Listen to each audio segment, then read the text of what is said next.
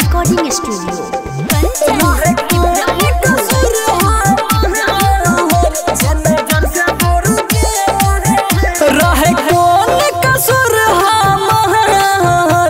नजर से दूर गेले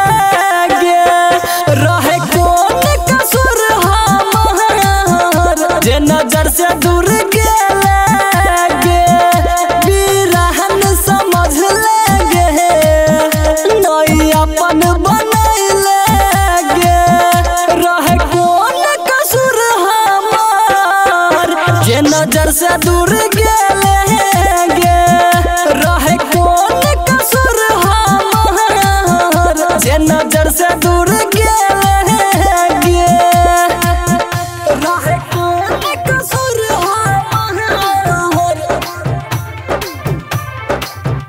रहे कौन कसूर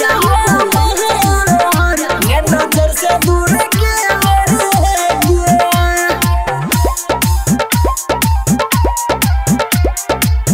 पैसा वाला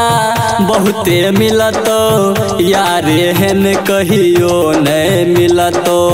तोरा याद में तरप जेहना तोरो एहन सा जागे मिलतो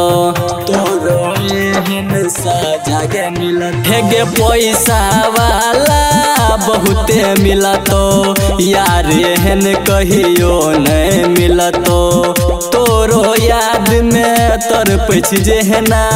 तोरो एहन सा जागे मिलतो नींद नहीं तो गे रहे कौन कसूर हमार जे नजर से दूर गेले गे रहे कौन कसूर हमार जे नजर से दूर गेले गे रहे कौन कसूर रिकॉर्डिंग स्टूडियो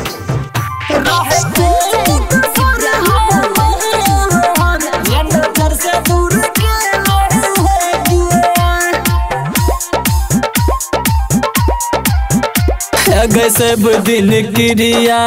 खा के कहली साथ तोहर कहियो नहीं छोड़बो दुनिया भले एक भजेते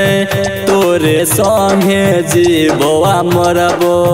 तोरे संगे जीबोआ मरबो सब दिन क्रिया खा के कहली साथ तोहर कहियो नहीं छोड़बो दुनिया भले एक भजेते तोरे संगे जीबोआ मरबो पागल बनैली शिवाला के रहे कौन कसूर हमार जे नजर से दूर गेले गे